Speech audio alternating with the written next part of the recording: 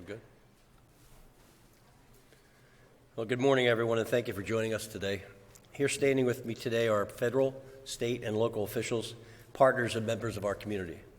We are convening this morning for a deeply unsettling reason as we update the public on our collective efforts to address the city's ongoing gun violence crisis, a crisis exemplified by the cowardly and heartbreaking shooting of Sakia Patton, who was killed in front of her 4-year-old sons on Friday afternoon. This is an unconscionable act of violence, and I'm thankful the police have found and arrested the suspect. Because of this crisis, Philadelphia is very close to surpassing 500 homicides for the calendar year of 2021. I want the public to know that there is no greater priority for our administration than to reduce violence and create safer communities and a more just city for everyone. 2.5 years ago, in this very room, in this very space, many of us here today hailed the heroism of Philadelphia police officers who bravely responded to the horrific shooting and standoff situation on North 15th Street in Nicetown, Tioga, that saw 6 police officers shot. At that press conference, we made a joint call for gun safety and legislation that can help us do more to protect our communities. While lawmakers have not answered our officers have taken a record number of guns off the street. This year, the Philadelphia Police Department is on track to remove more than 6,000 crime guns, a 40% increase from just 2 years ago. 6,000, think about it. 6,000 guns they confiscated, not counting the ones they haven't already acquired. Every one of these guns off the streets is one less that could be used to harm or kill a fellow Philadelphian. Sadly, we're still facing record numbers of shootings that continue to tear our communities apart. As experts debate what is driving the spike in gun violence that cities across the country are facing, we know one thing for sure. The volume of guns that are in circulation in our communities is at a record high. Across the country and in Pennsylvania, we have seen unprecedented rates of gun sales and permitting activity.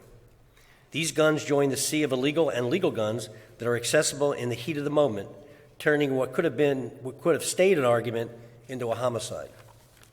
We have long asked Harrisburg for the ability to control the availability of guns in our own community. And a little over a year ago, we took that ask to a new level. We sued the state for the right to regulate guns in our city, to protect the lives of Philadelphians. We know that common sense regulation of guns would save lives. We only have to look across the river to New Jersey, where strong gun laws mean that the per capita rate of gun deaths is less than half the rate in Pennsylvania. Right across the river, less than half the rate in Pennsylvania. So we are here to collectively make this call again with increased urgency. The Pennsylvania General Assembly must allow us to enact reasonable controls on guns in our city. Until this happens, we'll continue to work tirelessly in response to the crisis. The city has acted swiftly, investing in anti-violence initiatives that both address the immediate crisis and tackle the systemic root cause of violence. With the support of City Council, we've invested a record $155 million to reduce and prevent violence this year alone. I'm personally heartbroken and outraged that we've lost nearly 500 Philadelphians, including many of our children and teenagers, to needless violence this year. I never stop thinking about the victims and their families and the incredible loss these senseless deaths leave behind. And as we enter this holiday season, I can't help think of all the incredible potential that has been extinguished by the loss of life. Our young people can do anything. I see it every time I visit a school, a rec center, or one of our pre-K centers.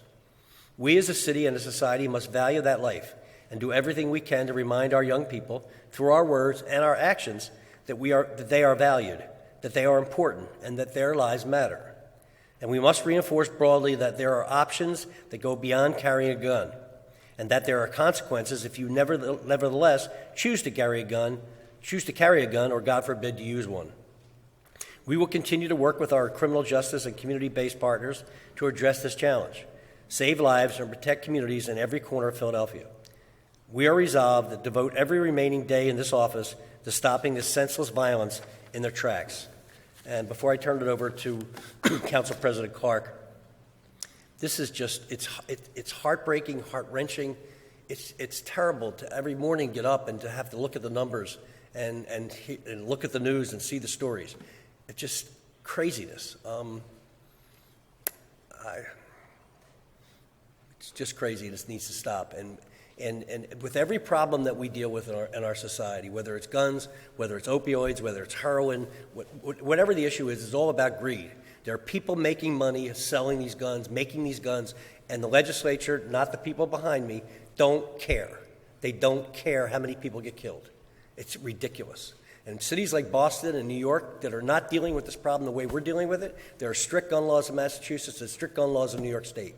And we need to have some semblance of that. I'm not talking about people hunting deer. We're talking about people that, the four officers that were shot at, the two were hit recently in Fairmount Park. The guy it was an AR-15 with 3 clips. He was in his 3rd clip shooting at our officers. Now, if you want to be in the legislature in Pennsylvania and say you support police, you support law enforcement, then get the guns off the street and stop our officers from being shot at. President Clark.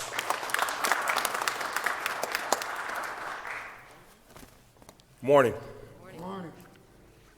So it's good to see the group of individuals we have here today. It's always good when we show a unified front, but it's not good when we have to do it for this particular reason. So I don't have a uniform, right? I guess a suit is a uniform. I don't have a badge, right? But I have a heart.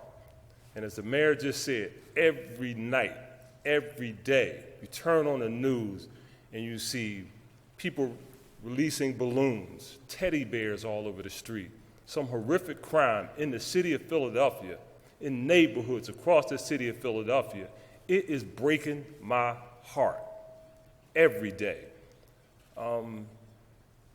This issue with respect to our communities, and right now, I'm gonna talk about the black community, all right? Because that's unfortunately where the impact is more significant than others.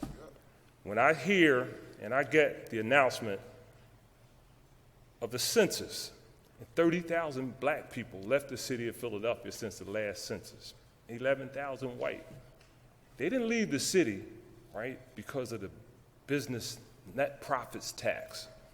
All right, I'm just saying, they didn't leave the city because of a whole lot of other things that we talk about in the 4th floor. They left the city because of the quality of life has changed so dramatically. And I'm sure all of you hear this. If I gotta get another call from somebody that tells me, D, I can't do this anymore, all right? I talked to a guy 2 days ago. I'm not gonna reference his name, but he has a barbecue place up in Strawberry Mansion, right? Lived in Strawberry Mansion all his life.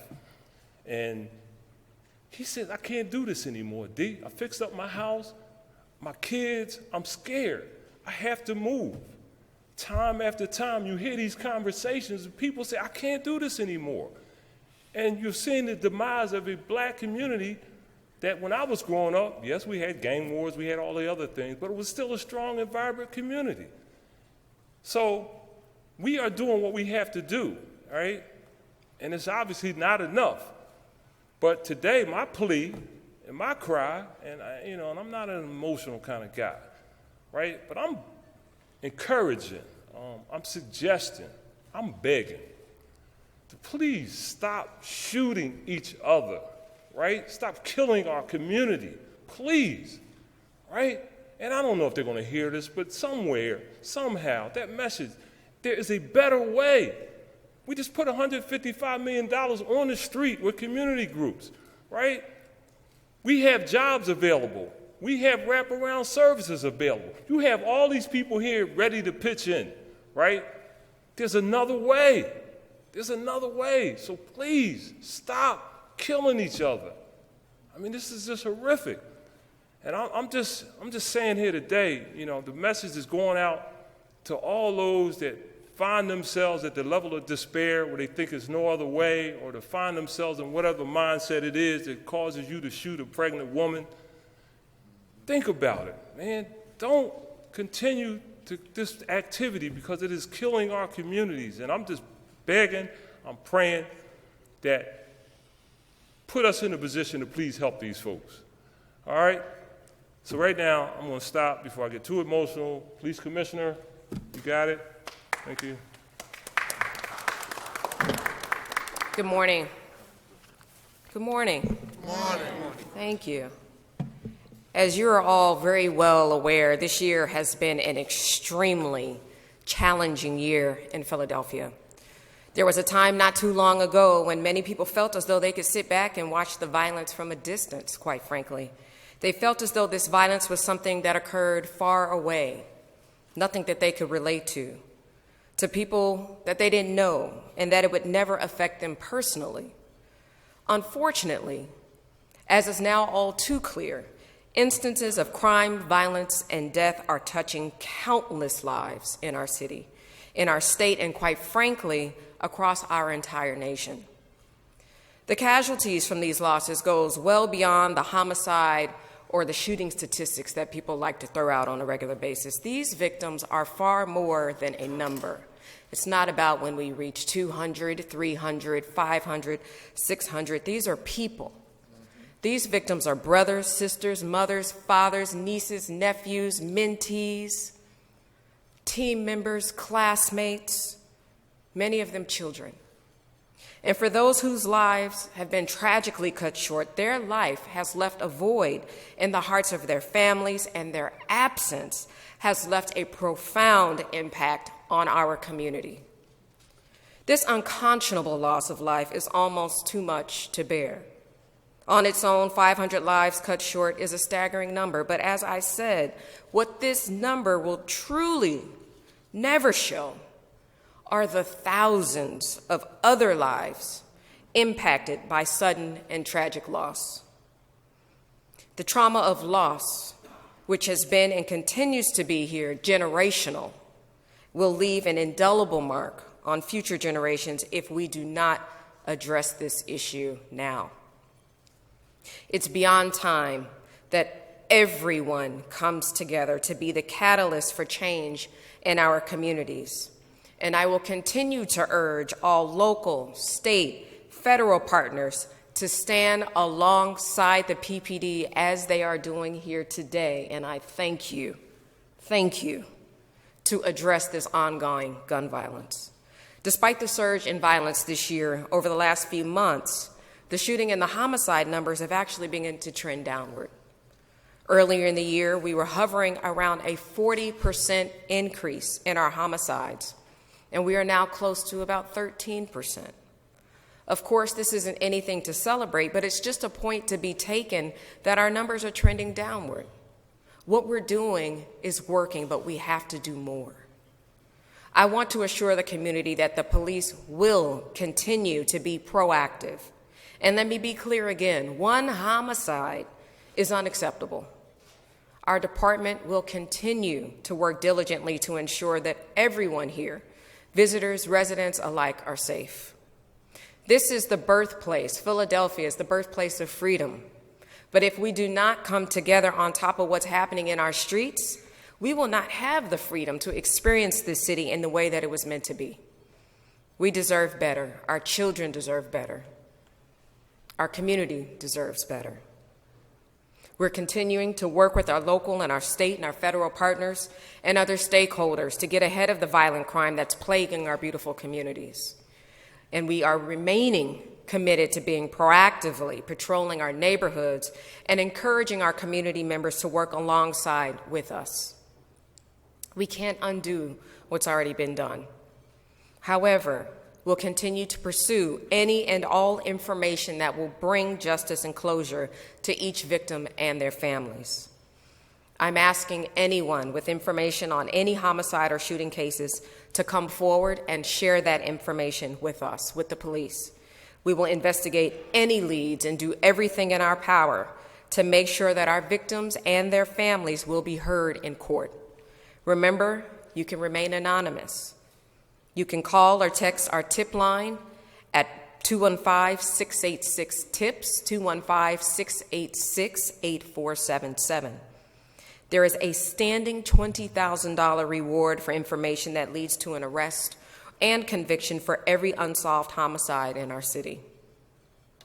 Before I close, I am again urging everyone to come together. We are better together, and together we can accomplish much more than we would on our own. There are already many in our communities that are already doing the behind-the-scenes work that's making a a day-to-day difference. People like WRD host Solomon Jones, who's the founder of Man Up PHL, Mr. Bilal Qayyum, the president of Father's Day Rally Committee, who regularly hosts our gun buyback events all over Philadelphia. Dr. Dorothy Johnson-Spike, the founder and director of Mothers in Charge. Mr. Stan Crawford, Black Males Community Council of Philadelphia. Reuben Jones of Frontline Dads. Daryl Schuler and Dawood Bey, Put It Down. Taj Murdoch, Men of Courage. And people like Will Lateef Little, who uses his life experiences to empower others to change their actions through emotional intelligence.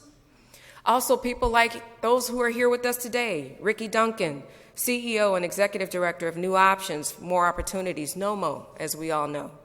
Anton Moore, President and founder of Unity in the Community, and John Chen, Executive Director at Philadelphia Chinatown Development Corporation.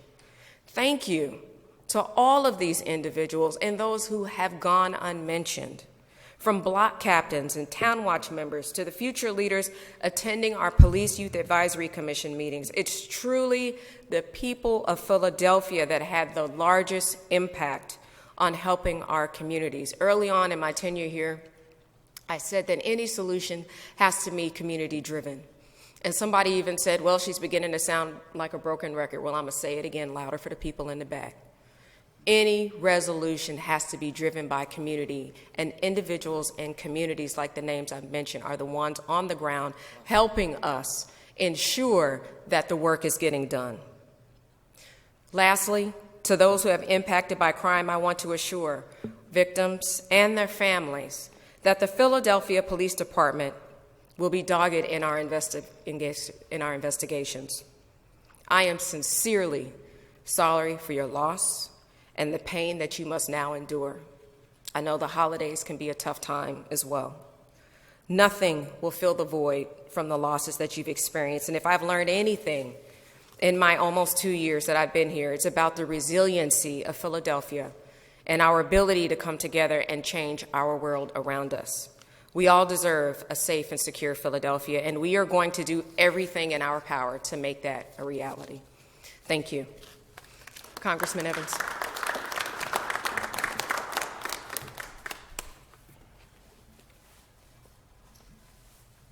Thank you, Commissioner. Commissioner has laid the tone, and the mayor and the president of City Council has also been a very important voice. As a part of the congressional delegation, we have been consistent in trying to provide support because this is our city. We feel the same way. We only happen to work in Washington, D.C., but we live here in the city of Philadelphia. We travel through these neighborhoods, we travel through these communities, and we see exactly what is taking place. And I share with you, as a person in Washington, hearing a president stand in the Rose Garden and talk about violence being an epidemic. Not just a problem in the city of Philadelphia, but across the entire nation. This president has recognized the importance of building back better. And in that Building Back Better initiative is an aspect called breaking the cycle. And it's worth $5 billion. That's for the entire nation. The president and the vice president recognized that there needed to be investment and help. And it may be the American Rescue Act, may it be the infrastructure, all those initiatives were about building not just this city, but all of urban America back. But it can only happen unless there's citizen participation.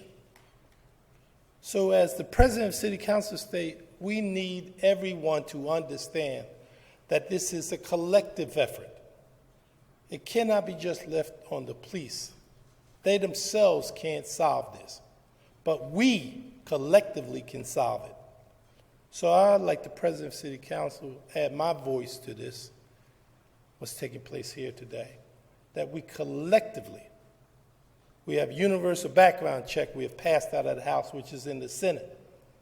So when the mayor talked about control of these weapons, we and the federal government need to do our part. We can't stand on the side and be a spectator. We must be in this. And we must recognize that we all are in this.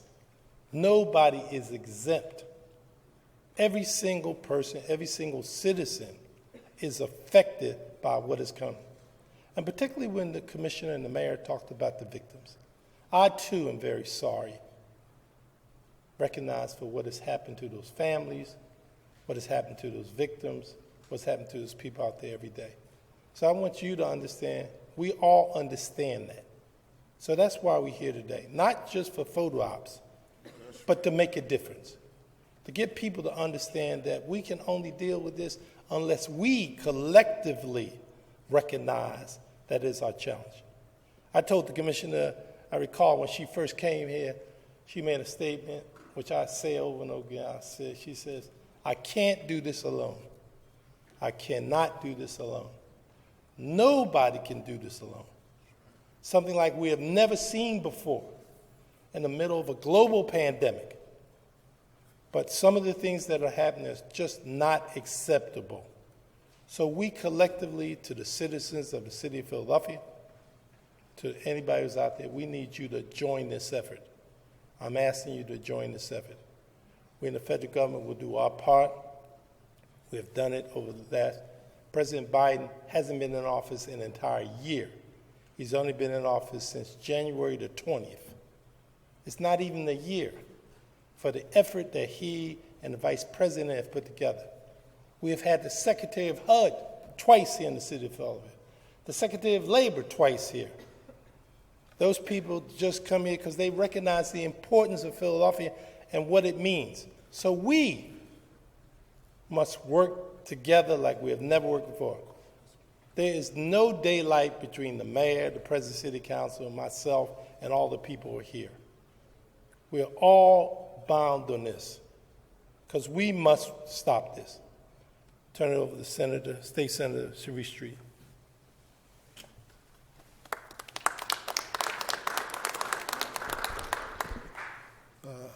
Good morning.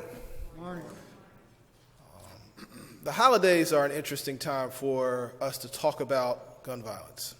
Clearly, there will be many families out there who will be dealing with the fact that there are loved ones who won't be there. And there'll be little things that remind them of it. Our family has been touched this year. And it will be a holiday where we'll have to deal with relatives who are dealing with the loss of a person not at the Thanksgiving dinner table. We'll have to talk to Monty, Lala's mother, about the fact that her son was murdered on July 4th of this year. Saladin Mahmoud, my relative. But this is not, while this is the first relative, this is not new to me. It's not new to our community. We have seen so much of this violence, and it continues to happen. I looked over and saw my friend Ryan Boyer, who reminds me all the time that a good job is the best anti-poverty program, and the highest correlation to violence is when we have spikes in poverty. But when I looked at Ryan, I wasn't just thinking about that. I was thinking about the fact that I got this new couch in my basement that it was this real comfortable. And I got a little cup holder, and I used to go to his cousin Squally's house, who was my friend. I used to sit in his couch, it was just like mine, and he in Cambridge Plaza, he was murdered as well. Right? So this is real for us in a very meaningful way. And my staff, my district director, Brother Henry, lost a grandson. Lisa on my staff lost a daughter. Rashawn lost a wife. Kasib, who's in the room with me someplace, lost a nephew. I lost a nephew. I could keep going. It's not a point. Almost literally 75% of our staff has lost somebody. I'm in North Philadelphia like Council President Clark, who I've known my whole life. The General Assembly has been derelict in its duties. Not only have we not, the Senate and the House, not passed additional laws to deal with the problems of gun violence, we had the audacity of passing a bill to expand access to firearms, which I'm pleased that the governor is going to veto. But we actually, to have open carry everywhere and to reduce the ability of the city of Philadelphia, not increase the ability of the city of Philadelphia to deal with guns. So we have been derelict in our duties, but understand bills have been introduced. Senator Tartagliane's bill to require the reporting of lost and stolen handguns. Common sense legislation. Common sense. I don't know any responsible gun owners that are not going to report their gun lost or stolen. It only gives Commissioner Outlaw and law enforcement the ability to go after straw purchasers. That's all it does. When we look at issues like red flag laws, when we know people we know are likely, we have good, solid evidence, are likely to commit homicides. Red flag laws give judges and law enforcement additional ability to stop those people from purchasing a gun. One of the fastest growing parts of homicide this year is domestic violence. People killing loved ones. That's growing. And part of it, yes, is the pressure of the pandemic and all of that. But the reality is, if you could slow down people from purchasing some of those guns, there are people that would live, and they are disproportionately women and women of color. Red flag laws are incredibly important. Red flag laws also protect suicide. Suicide is skyrocketing, not just primarily among middle-class white men, and they're dying not just in the city but in the suburbs. And let's be clear: homicides are on the rise, not just in Philadelphia, but in Lancaster, in Reading, in Allentown, in Pittsburgh, in Erie. And I talked with my friend, Senator from Erie, who pointed out that the numbers rising in Erie and in Philly are almost at the same rate. And I believe Lancaster, Reading, and Allentown are all rising at faster rates than Philadelphia. We have a Pennsylvania problem, and we need a Pennsylvania solution. We need to do more. But there are other things it is not all bleak. There are some things that we have been able to come together on. We know that investing in programs like NOMO, like Put It Down, do work. And I've said to my Republican colleagues, since you will not pass the gun laws that we need, we must at least fund programs where we can, that we know work, that the police, that law enforcement have supported. And I'm pleased that we created the Crime Prevention Caucus and had our first meeting at Esperanza in Philadelphia, and we're moving. And I've said that while I appreciate the city taking a huge effort in moving $100 million or more into this, the state has not done what it should, and that's why I've called on the Commonwealth moving $1 billion towards over a 3-year period. We have $7 billion in surplus. We can, in fact, do it. Move $1 billion, $330 million a year, and I estimate that would allow us to move another $100 million to the city of Philadelphia and $230 million to be spread across the rest of the Commonwealth for other communities that are being impacted. There's a lot that has to be done. I could talk for a while. But I want to tell you this. As a person who's going to have to look at loved ones this holiday season and look at a wife who hasn't yet stopped crying about the loss of a loved one, we must do better. And to the young boys out in the community, listen, all that talk and everything I've said is true. But what the council president said at a very basic level, you don't have to pick up a gun and shoot anyone. You certainly don't have to shoot into a crowd. We need to stop it because the life you save might be your own. Next, Leader Joanna McClinton.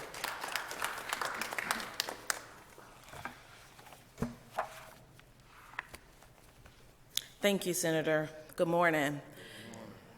This should be a time when we're all focused on making sure we have our groceries set, making sure we have the meat for our collard greens, making sure that we have all of our seasoning for our big bird. But here we are, yet again, with very somber, sad faces, tears in our eyes, because so many across our city have either lost a loved one to gun violence or they're coming in on a wheelchair because they were a non-fatal shooting. Not only have we had almost 500 people killed, we've had thousands that have been shot whose lives were saved at either Penn or Temple. We have a serious crisis and a problem, and while we are working in Harrisburg to beat back bad ideas to, instead of strengthen our gun laws, expand them. We recognize that every single one of us has to be a part of this solution, for making sure that our schools are inspiring, that our teachers are supported, that our neighborhood programs that are preventing violence have funding. But most importantly, where we cannot go is to each of our homes. We can't go into your home and tell you how to raise your child. We can't go into your home and help you confront the problems within. But we are standing here in solidarity and with collectivity and intention to say that enough is absolutely enough. It's absolutely enough. And for this holiday season, if any inspiration is needed, listen to the words of all of my friends and colleagues and these leaders in this city to say that we have had enough, and we'd like to see a holiday season free of the violence, free of the bloodshed, free of the gun wars, free of women getting beat down and shot in the street. We are sick of it. Be the neighbor that says, oh, I hear what's going on next door, and that's not all right. Be the neighbor to say, I know what's going on in that household, and that's not all right. Be the parent to say, I know what my child is doing, and that's not all right. Enough is enough. Thank you. Councilman Curtis Jones.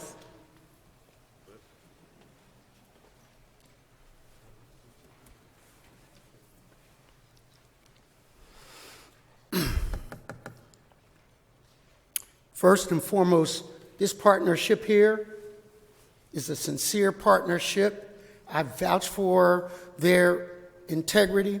I remember Member Gilmore and Member Gaudier talking about raising this issue to prominence. Well, this don't get much more prominent in the minds of government than this. Yet, we are going in the right direction, but not fast enough. It's been mentioned that tomorrow is Thanksgiving, and at least close to 500 families will not be the same ever again. So I won't rehash the deaths.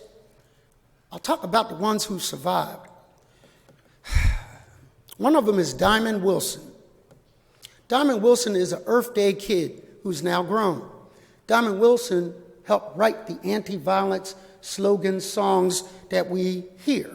Her colleagues used to come to parks and recs to sing those songs to discourage this senseless violence in our city, only to find that on October 8th, she was shot in the face. She's going to lose her eye. She's going to live through it, but she's never going to see out of that eye again. So for the 1,500 folk that don't wind up murdered, they wind up wounded both physically and mentally. We need not forget that part. Second thing that I want to say is that I went to Harrisburg representing City Council to the Commonwealth to look at the lost and stolen gun provision that we passed.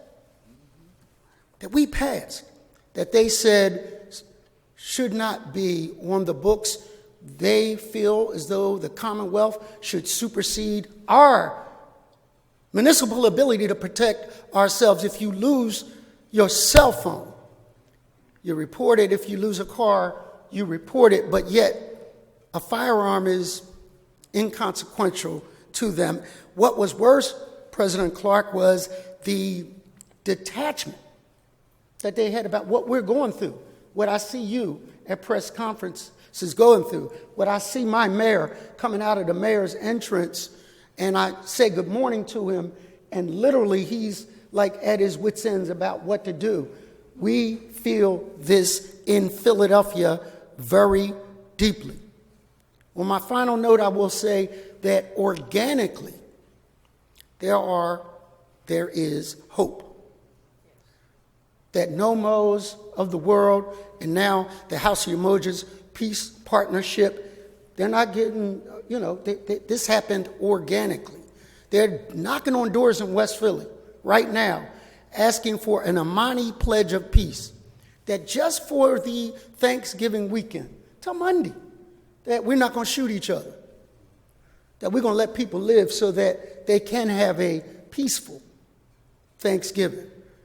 These people right here, although well-meaning, aren't going to stop or rest their way out of, throw money at this until we see each other as brothers and sisters, until we teach that life is precious.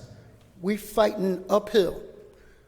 Ultimately, I can't remember who said it. It was a famous person that said, we spend our lives pulling drowning people out of rivers when we should be upstream preventing them from falling in. That $155 million is to prevent people from falling in, ever getting into the criminal justice system, ever doing that. What we have to look forward to in 2022 is that we've started and are in the process of finishing the 100-shooter review. It turned quickly into 1,000 shooters we reviewed.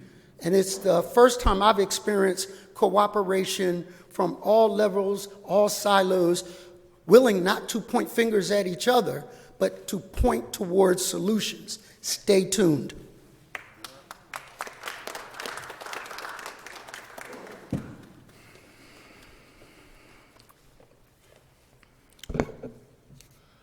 As chair of the Special Committee on Gun Violence, we have consistently worked day in and day out, week after week, not only in the process in the public eye, but most importantly, behind the scenes, working in partnership with the chair of public safety to come up with solutions and strategies to reduce the senseless gun violence that we're seeing here in the city of Philadelphia. And so I want to applaud and acknowledge Police Commissioner Danielle Outlaw and her team for making sure that this is the number one priority that we're addressing here in the city of Philadelphia. And I also want to acknowledge our mayor and our council president for also making sure through policy, but most importantly through our recent budget, of allocating $155 million for violence prevention initiatives is a key priority, and we're going to take that step further on the next budget process, because make no mistake about it, the gun violence that we're seeing in the city of Philadelphia, this didn't happen overnight. It came from years and years and years of disinvestment, predominantly in African-American communities. So the only way we're going to turn this situation around is to consistently invest in the future resources in predominantly poor African-American communities. We talk about 500 homicides this year, but as someone who works on this issue consistently day in and day out with a sense of passion, I still count those 500 homicides from last year, which over the last 2-year periods to date, we want to have 1,000 families who will not celebrate Thanksgiving with their loved ones at the table. We want to have 1,000 families who will not have an opportunity to celebrate Christmas with their loved ones. We want to have 1,000 families who will not have an opportunity to participate in Ramadan because they lost a loved one to senseless gun violence. And so for me, we have to make sure that this partnership that you see right here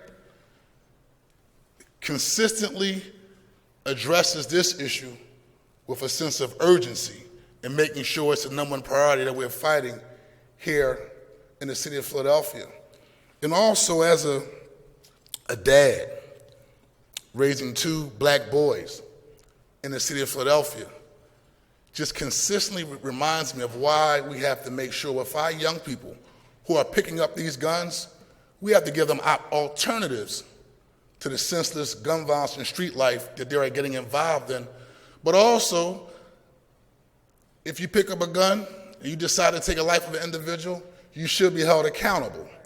Because every time I have to sit down and go to a prayer vigil or a balloon release, the first thing I have to do is talk to that mother, talk to that father, console the nieces, the nephews, the little brothers, the little sisters. Those are the ones that we have to make sure that we're looking out for, because I'm going to tell you this. We have to address the issue of trauma, because hurt people hurt people. So if you take the life of a loved one, you think those young people are not going to grow up with a chip on their shoulder that we don't address their trauma that they're being impacted by? So I applaud everyone who's participating. in this partnership. But I'd be remiss to also say that we have to make sure that we find out where the guns are coming from, because there are too many illegal guns flooding the streets of Philadelphia. Yeah, policy is one aspect, but also how can a young person get a 30-shot clip or an AR-15? And I grew up in the streets of South Philadelphia. The level of artillery that we're seeing right now flooding the streets of Philadelphia is not the same that I've seen, and young people have too easy access to these illegal guns that we're seeing in the streets of Philadelphia. So I'm going to leave on the remarks that Council President Darrell Clark said. You can't solve a homicide if you don't have information. So if you see something, say something. If you know something, say something. At the end of the day, it's our responsibility to protect those who come forward with information, because I'm a firm believer, if you take a life, you should be held accountable. Yes, we're going to focus on prevention and give young people an opportunity to get their lives together. I'm a strong advocate of it. But I also believe that that mother and that father that lost a loved one to senseless gun violence, they deserve justice for their family members who have been lost to senseless gun violence. Thank you very much for having me.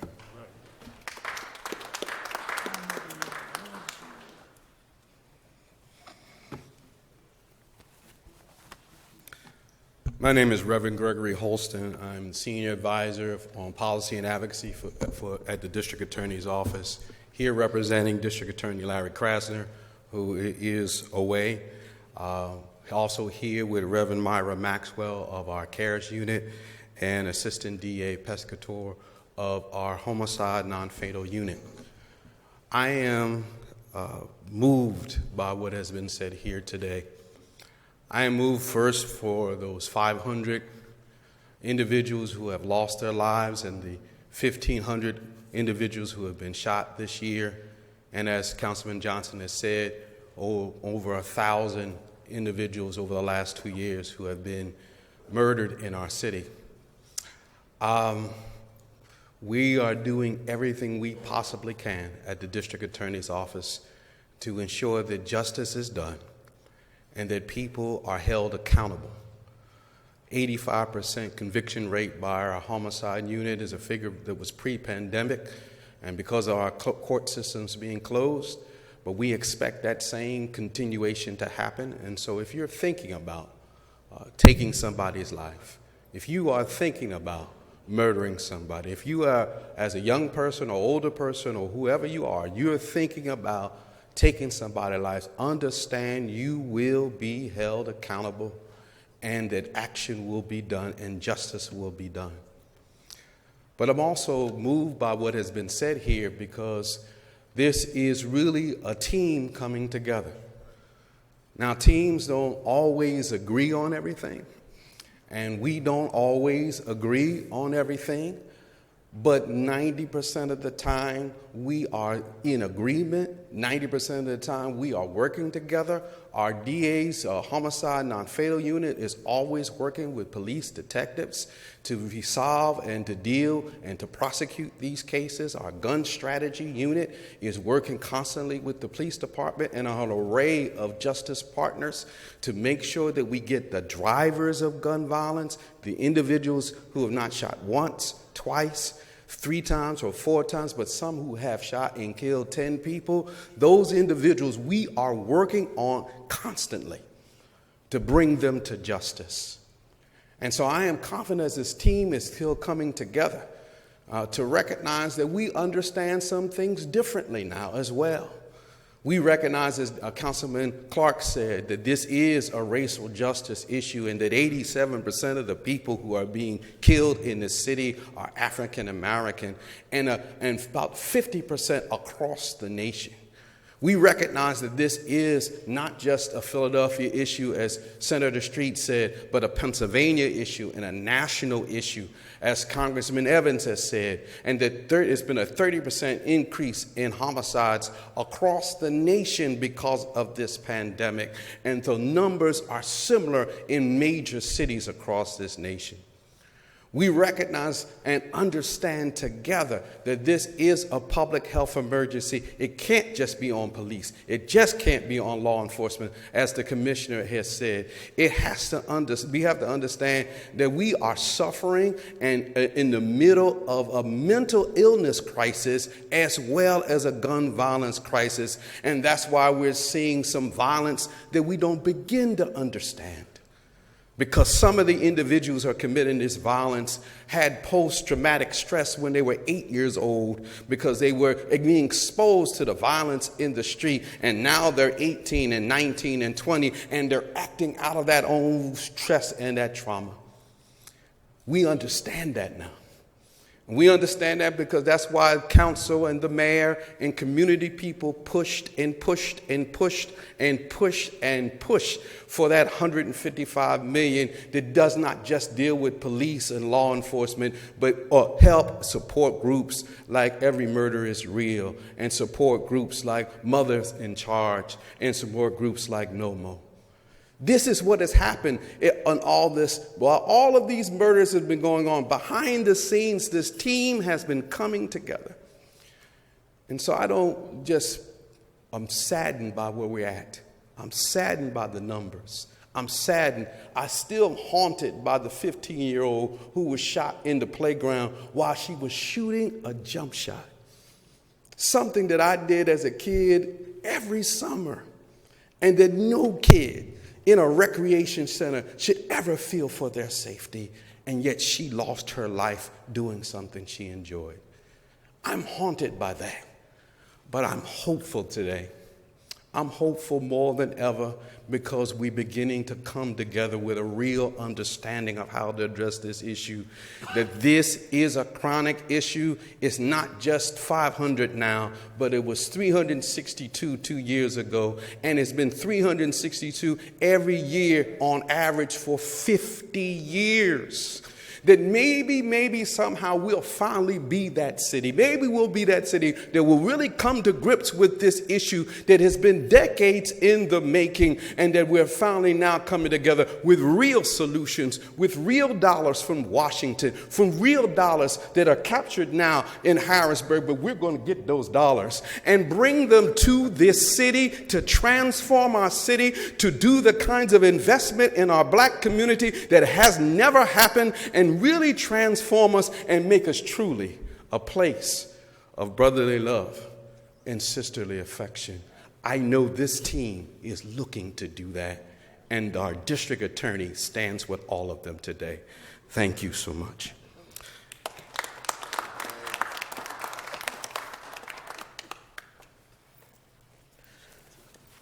Hello, everyone, and I'm glad that we're able to gather.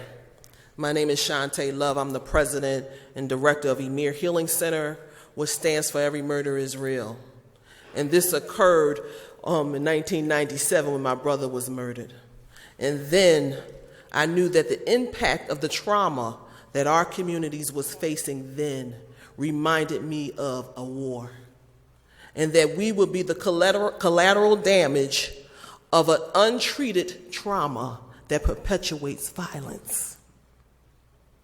And so I say that to say that from that moment, me and my mother and my team have developed and have been worked on trauma for communities, families, individuals who have not only lost loved ones to homicide, but been exposed to violence. And this level and magnitude of violence that we are seeing, this is, if you look at a war, you will see this is what's going to happen. But what you're also seeing is that if we take the trauma of those who have been exposed to it from the past and do it today and be at the beginning of their journey, because at Amir, we're at the beginning of their journey. Because when you lose someone, your life is completely changed. Your DNA is no longer the same. You are not the family you used to be. That block has changed. They lost somebody. That block is different. That school is different. That business is different. That hospital is different. We all have changed the DNA of a community, of a home, and to restore that. What we specialize in doing is the trauma of that, because we know that the pain is so devastating. What we're seeing is us killing each other or blowing our own brains out. But we can change that.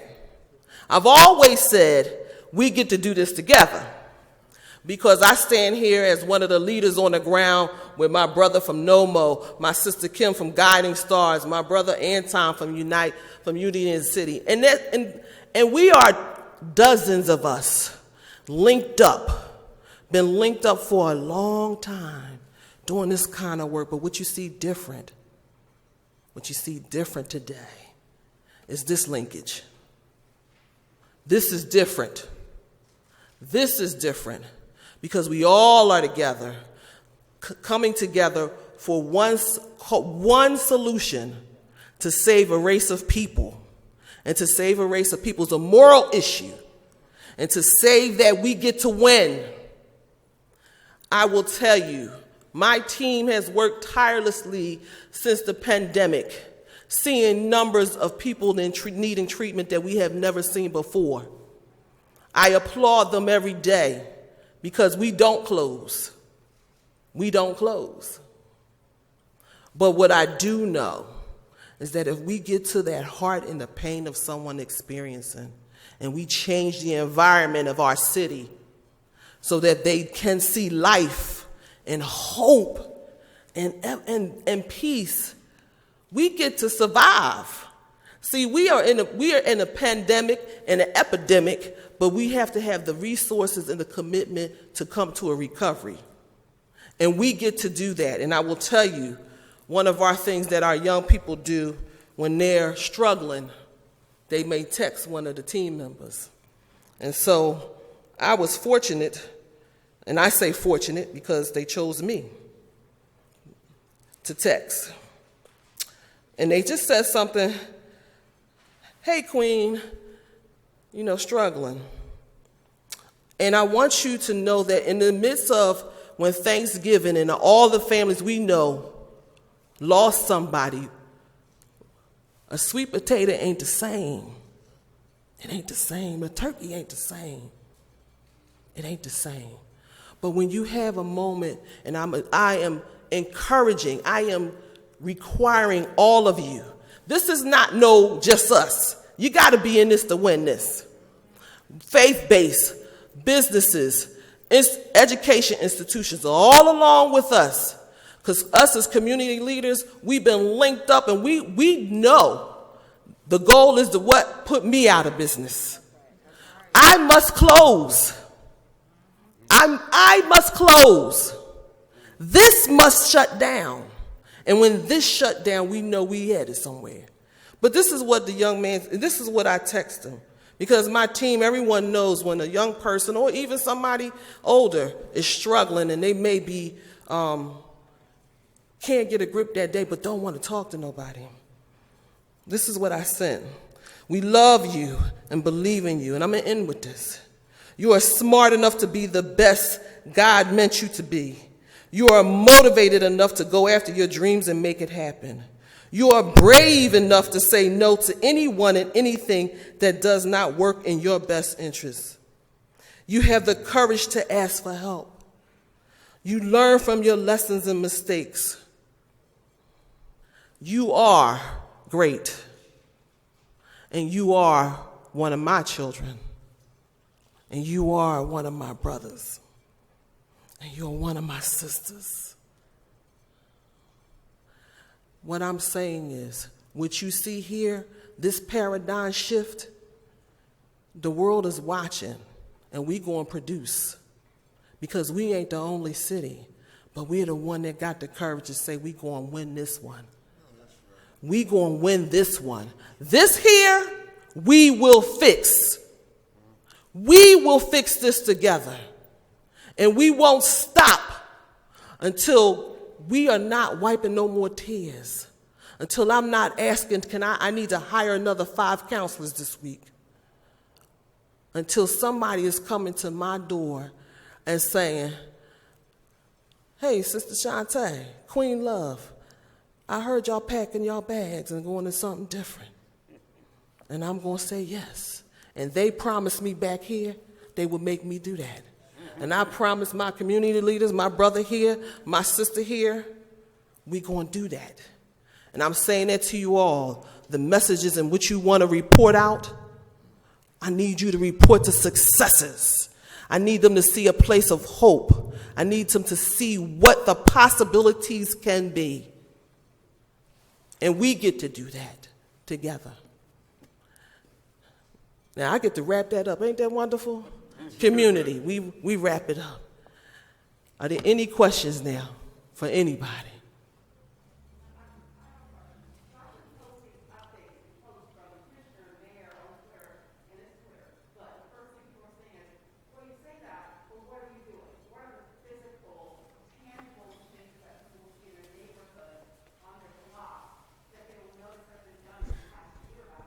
Well, we are obviously investing in our communities and the community groups that are on the ground, and it's been a short period of time that they've actually been empowered financially to do the work that they're doing, not on their own, but with our help.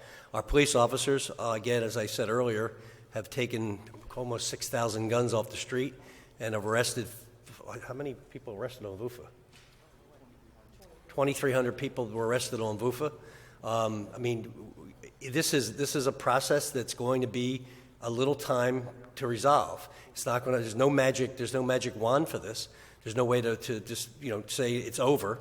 And again, on top of that, guns are flowing in the city. I could drive out probably to Oaks and Trooper, wherever the hell that place is, out there in whatever county it's in, and buy a bag of guns this weekend. Come back in and sell them out of the trunk of my car, and nobody's going to stop that. So we have that, dealing with all the issues we're dealing with, on top of the lax gun laws in the state, the ability to get military-style weapons and large magazines. I understand people's frustration. I'm frustrated too. I live in a community too.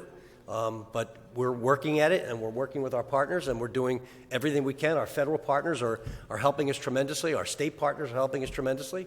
It's going to be a little bit of time. And by the way, somehow the media doesn't recognize that we went through a pandemic. Every issue that we're dealing with that's really difficult is in the guise of a pandemic, a once-in-100-year event where people were stuck up in their homes going crazy, like myself, and then come out, and now we're having people driving around crazy cars. We have people shooting each other. We have all kinds of stuff going on because of the pandemic. And we will ease out of that, and we're getting people vaccinated, and we're getting people better, and then we've got kids back to school, we got people back to work, and then we're going to move forward, and we're hoping that all this work for all these people behind us will reduce this thing. The other thing that I think is interesting is that we're at almost 500, God forbid, but at 299, 261, nobody ever asked me a question about homicides. I've been a mayor for 6 years. I don't remember getting all this attention to less than 300. So, one is too many. One homicide's too many. But we're doing the best that we can, sincerely and earnestly, to get this thing down in the whole environment of Gunseltucky here, where we live in, where guns are available to everybody. I'm sorry, I didn't.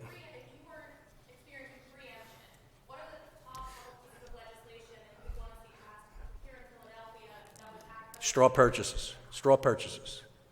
Every felon that has a gun has either gotten it illegally or had somebody buy it for him.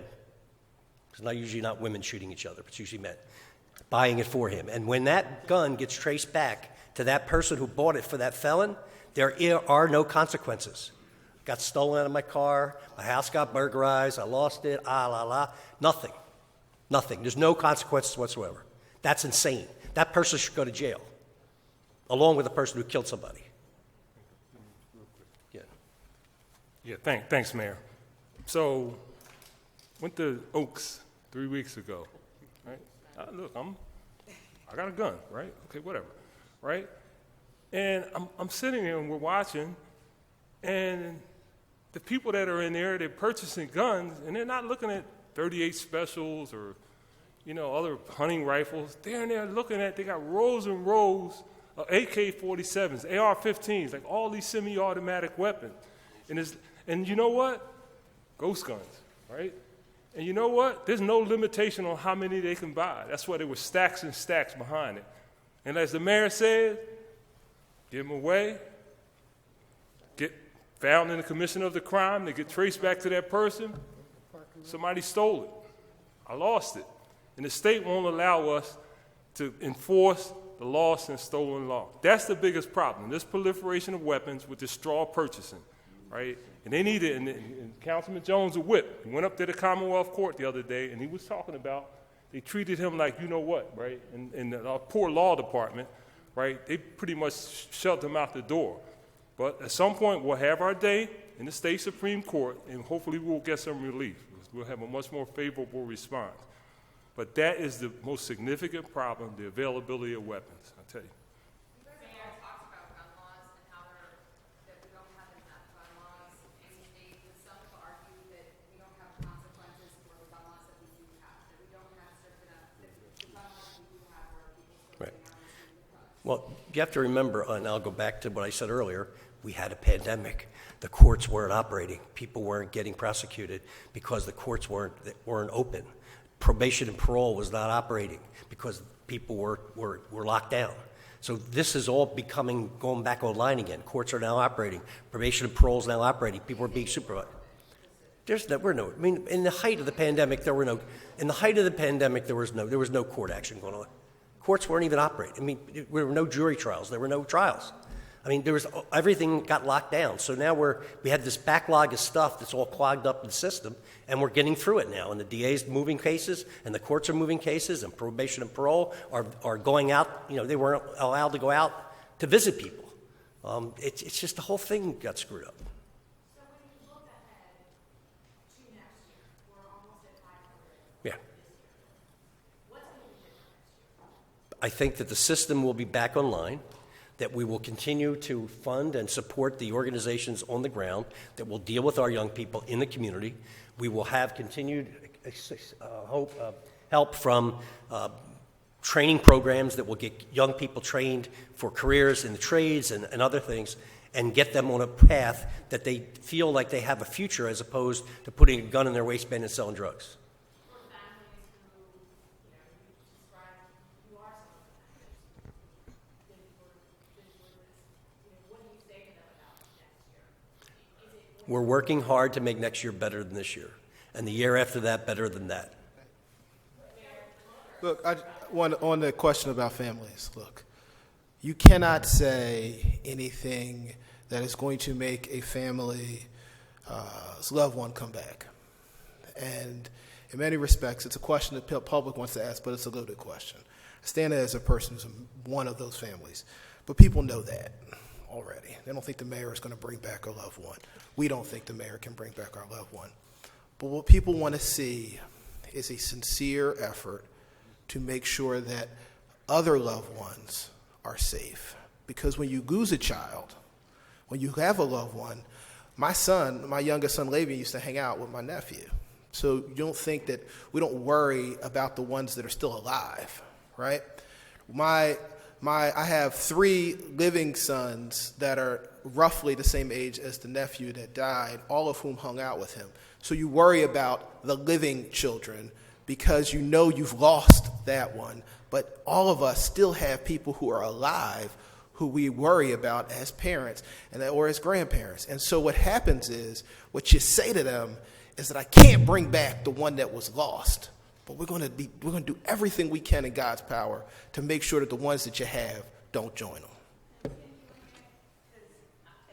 as a person who's in the community, and I lost 3 brothers, 7 homicides, 3 shot and dead, all 3 of them. From 1984 until this year, my youngest brother was murdered this week. Knowing that, and knowing that I have a 15-year-old who lives in my home in West Philadelphia, who's never been allowed to walk outside. So my question is, as a newspaper publisher who works with everybody in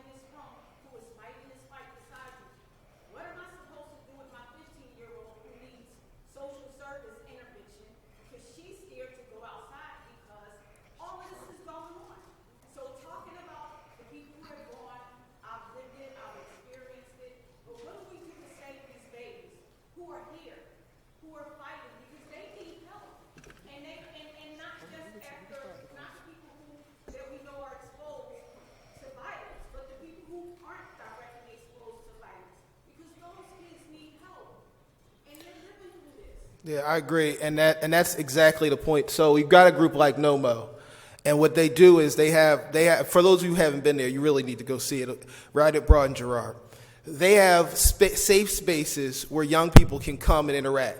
And sometimes it's fun stuff where they're rapping. Sometimes they're talking about the trauma. Yeah, and they'll have pizza and food for them to eat. And it's a large building with spaces. And they're also teaching them things like how to be a barber, a beauty salon, trade schools, prep for college. Those kinds of things are happening in an indoor space that is secured, where parents can have them and the kids can interact with one another, because social interaction is really important for young people. So a 15-year-old can't be locked in a room like we did, because that creates a different kind of trauma for our young people that causes them act out. So bringing programs like NOMO back online and making sure they have adequate resources to expand the amount of space is real, and it answers your question about what we do with them. And we don't have enough spaces like that. We don't have enough room like that. And that's why when the mayor talks about bringing these programs on and increasing the capacity, that is incredibly significant. And when we shut it down, not only here but across the country, that had a reaction as well. And I will also say that the exposure to violence, even if you were not directly, if you live in the city, you've been exposed. Because you live in a city that's riddled with violence, your exposure is every day. But also, not only to get them attached to groups that's doing intervention and work with, also get some alternative healing processes. At Emir, we do alternative healing. It's not just talking. It's healing through music, art, writing. Now they're doing filming. Get connected to groups like us, because when you call one of us, you call all of us. If you call one of us, we all are connected. You calling all of us. Because not only to get them socialized, and we're not only doing that, but we're also changing the environment. Because what we're saying is there's a safety issue. You can't let your baby go outside. So we have to change the environment, help them get social skills, create the environment for them to be successful, and also deal with the pain of the past and what they're seeing. And that's what we're all doing together. And I want you lost a lot. You lost a lot. And I'm sister to sister. I will be in your space. I will hold that space with you. And be okay that I will hold that space with you as you move through your journey and move forward. Okay? We're at time, so if any other additional questions, you can email the press office. And thank you all for joining. Thank you for coming out. Thank you all for joining.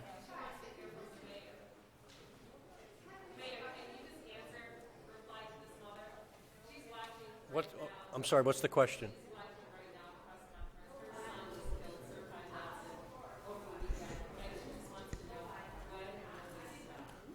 It will stop when we can get control over weaponry in the state. It will stop when we get more of our kids plugged in to programs that will put them on the right path.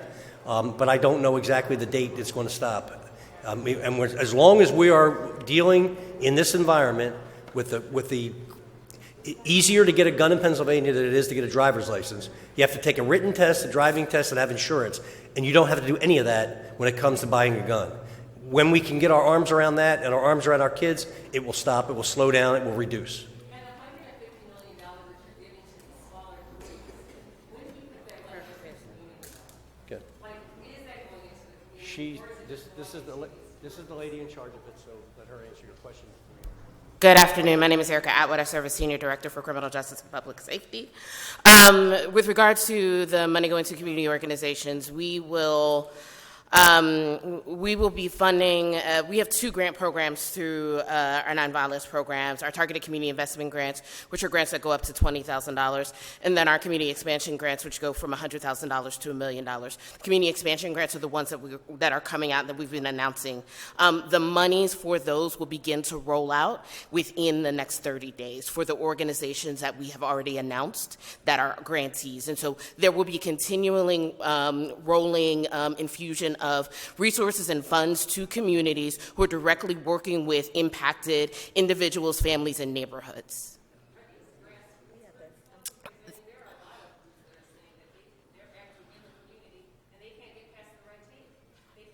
So what we've done with this granting program has made it more equitable than any granting program the city has seen in terms of reducing the layers of barriers that it takes to apply and receive funds.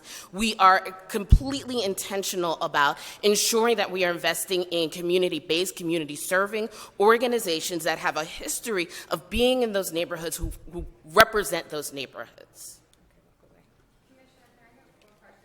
Sorry, this concludes our press conference. Thanks to everyone for coming out. Thank you, everyone.